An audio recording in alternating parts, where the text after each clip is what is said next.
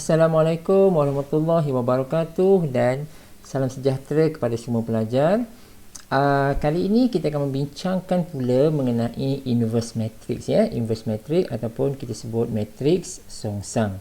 Jadi dalam inverse matrix ini tandaan dia adalah macam ni, ya. Ada A, ada negatif 1 macam ni. So ini adalah A inverse, ya. Dia tak sama, ya, dengan polinomial. Kalau polinomial kalau kita ada A inverse macam ni, kita boleh tulis 1 per A kan, itu dalam polinomial, ya. Di dalam matrix tidak berlaku macam tu.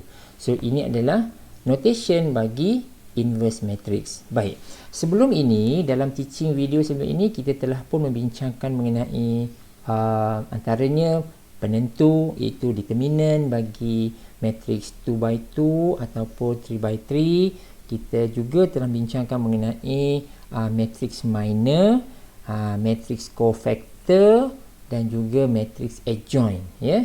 Di mana kalau ingat lagi, matrix adjoint itu adalah transpose bagi matrix cofactor. Dan kita juga boleh menggunakan kalkulator selain daripada kaedah manual, ya. Kita boleh menggunakan kalkulator untuk menentukan, untuk mendapatkan penentu ataupun matrix adjoint, right? Selain daripada kaedah manual lah. Baik, sekarang ni apabila kita bincangkan inverse matrix, sekali lagi kita bertembung dengan kita boleh guna kalkulator. Ya, betul, kita boleh menggunakan boleh mencari inverse matrix sama ada matrix tersebut diberi dalam bentuk 2x2, 2x2 ataupun dalam matrix 3x3. So both kita boleh menggunakan kalkulator sebenarnya. Tetapi saya perlu terangkan jugalah cara manual dia macam mana. Baik, seperti yang kita lihat dekat sini, ya. Dekat sini untuk yang pertama sekali kita bincangkan 2x2 dulu, ya. Untuk matrix 2x2 kita ada rumus. Ini adalah rumus dia. Rumus dia macam mana? Iaitu 1 per, ini apa ni? Ini adalah penentu, determinant. Ya, 1 per penentu darabkan dengan suatu matrix. So penentu ini terpulang kepada tuan-tuan dan puan-puan sama ada nak menggunakan kalkulator ataupun menggunakan kaedah manual. Itu terpulang. So depends pada kita. So kalau nak cepat, kita boleh menggunakan kalkulator. Dan ini, matrix ini, cuba kita perhatikan, ya. Kita diberi suatu matrix A macam ni sebenarnya. Jadi kalau kita bandingkan di antara kedua-dua matrix ini, ada dia susunan ni agak berbeza. Yang ini, dua ni. Okey, macam mana kita baca? Okey, ayat yang paling mudah macam ni. Jika kita ada matrix A macam ni, nampak tak ini? Yang saya gerakkan mouse ni, kedua-dua elemen ini, unsur ini, pertama sekali kita kena saling tukarkan dia. Tukarkan kedudukan. So maksud dia A11 pindahkan pergi sini, A22 pergi ke sana. Okey, itu yang pertama. Yang kedua, elemen ini pula. Yang saya gerakkan mouse ni, elemen ini kita kekalkan kedudukan dia tetapi kita darabkan dengan negatif. Boleh? Jadi kalau kita boleh buat apa yang saya sebutkan tadi tu, kita akan dapat yang ini. Okey, so kamu lihat semula apa yang saya sebutkan tadi tu, di mana ini elemen ini kita saling tukar, ini kita kekal, kita darabkan dengan negatif, dan kita akan dapat rumus ini. Boleh, ya? Ini adalah matrix 2x2, ya. Untuk matrix 3x3, rumus ini pula adalah yang ini, iaitu 1 per penentu, masih lagi 1 per penentu, sama dengan yang atas tadi tu, darabkan dengan adjoint bagi A, ya. So adjoint bagi A kita dah belajar sebelum ni kan. So dengan menggunakan rumus ini, kita boleh dapatkan inverse bagi matrix 3x3. Ada sedikit notation dekat sini saya buat ni, ya. Penentu bagi A, adjoint bagi A, boleh guna kalkulator, ataupun nak guna manual pun boleh. Terpulang kepada kamu semualah nak pakai yang mana satu. Right? Okay, now kita tengok satu contoh mudah kat sini. Sebagai contoh, katakan kita diberi suatu adjoint bagi A, matrix adjoint bagi A, katakan ini. Ini adalah contoh yang sama, ya, dalam teaching video kita sebelum ini, saya ambil contoh yang sama. Jadi kalau ini adalah adjoint A, by using this formula, ini maknanya kita dah boleh isi, maksudnya matrik ini adalah dekat sini. Ini. Ya. So maksudnya satu per penentu darabkan dengan matrix adjoint A. Adjoint A ini adalah suatu matrix ya. So jadi kalau kita lengkapkan dia, kita akan dapat 1/2. 2 ni sebenarnya adalah penentu dia. Darabkan dengan matrix adjoint ini, kita darabkan, ini adalah skala. Bila skala, kita boleh darab masuk ke setiap elemen ini. Darab masuk semua sekali lah. Dan kita akan dapat matrix ini. Okey. So, dekat sini ada satu statement. Calculator juga boleh terus digunakan untuk mendapatkan A inverse dari matrix A yang diberi. Okey guys. So, ini adalah mengenai inverse ya, untuk mencari inverse bagi matrix yang peringkatnya berbeza, 2x2 dan juga 3x3. Okey, now kita pergi kepada satu subtopik yang lain, iaitu menyelesaikan sistem persamaan linear menggunakan matrix. Baik, apa itu sistem persamaan linear? So kita tengok dulu macam mana bentuknya sistem persamaan linear. Ini adalah contoh dia, ini contoh dia. Ini adalah sistem persamaan linear, iaitu kita ada dua persamaan dengan dua pemboleh ubah.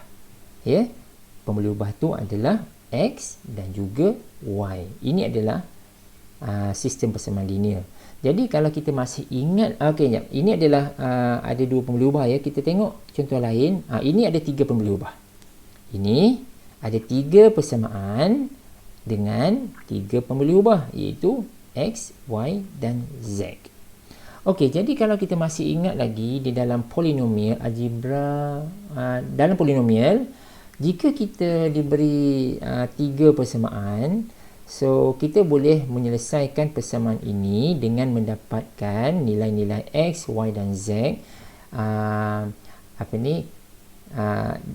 Dengan kita solve it by simultaneous equation. Kita akan menyelesaikan persamaan ini secara serentak. Okey, so jadi dengan cara lain yang boleh kita gunakan untuk mendapatkan nilai X, Y dan Z ini adalah dengan menggunakan kalkulator. Okey, so memang cepatlah sebenarnya, tetapi itu adalah pendekatan dari perspektif polinomial. Sekarang ini, selain daripada kita menyelesaikan sistem persamaan linear dari perspektif polinomial, kita juga boleh menyelesaikan sistem persamaan linear tersebut dari perspektif matriks, iaitu dengan menggunakan matriks. Jadi, dalam matriks ini ada pula dua cara. Yang pertama adalah dengan menggunakan matriks songsang, inverse matrix. Yang kedua adalah menggunakan petua Cramer. Kedua-dua ni kita akan bincangkan macam mana kita nak menyelesaikan sistem persamaan linear yang diberi, sama ada dengan menggunakan kaedah pertama iaitu matriks songsang, yang kedua petua Cramer. It depends pada soalan yang diberi. Kadang-kadang soalan dia meminta kita menggunakan our first approach yang ini. So kita kena follow soalan. So mungkin soalan juga dia meminta kita menggunakan petua Cramer rules. So, jadi kita kena follow soalan. Tetapi kalau soalan itu tidak meminta apa-apa cara, jadi it depends pada kita nak guna yang mana satu pun boleh. Okey ya? Boleh? Baik. Now, perkara pertama yang perlu kita tahu adalah yang ini. Menukarkan sistem persamaan linear yang diberi itu ke dalam bentuk matriks. Ini dulu. Sebelum kita bincangkan macam mana nak menyelesaikan dengan menggunakan kaedah matriks songsang, petua Cramer dan sebagainya, kita kena boleh menukarkan sistem persamaan linear tersebut ke dalam bentuk matriks. Now, kita lihat dekat sini macam mana kita nak buat. Nampak tak dua kotak merah ini? Ini adalah cara macam mana kita nak menukarkan ke dalam bentuk matriks. Baik, kotak merah yang pertama ini adalah sistem persamaan linear. Okey, dan kotak merah yang kedua ini adalah bentuk matriks. Jadi kita kena lihat. Okey, kita lihat yang kotak pertama dulu, sistem persamaan linear itu ya. Baik, sistem persamaan linear ini sebaiknya biarlah kita susun dalam bentuk yang elok sikit. Maksud dia apa? Maksud dia macam ni. Kita start dengan apa? Pemboleh ubah kan? Ini pemboleh ubah X, ini pun Y. Ini X, ini Y. Yang kedua pula, biarlah kita susun ini pun X, ini adalah Y. Macam tu So, nombor-nombor lain selain daripada variable di sebelah kiri dan sini, yang nombor lain semua kita pindahkan ke sebelah kanan. Sebab kadang-kadang soalan dia tak bagi cantik macam ni. Dia mungkin buat macam ni.